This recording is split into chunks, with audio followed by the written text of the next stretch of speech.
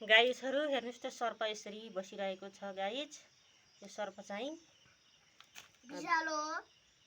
हरियो सर्प रहेको छ। गाइज हाम्रो यस्तै एक दिन पनि त्यो सिमीको त्यो रुखमा पातमा थियो, बाबाले मारेर खोलामा फालिदिनु भयो।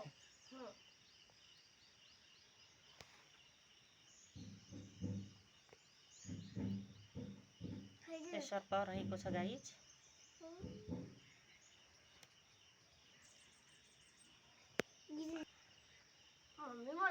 पुच्छरतिर रातो रातो छ गाइज। यता यो घुम रोपेर घुमेको छ। टाउको चाहिँ ठुलो रहेको छ, चेप्टो रहेको छ।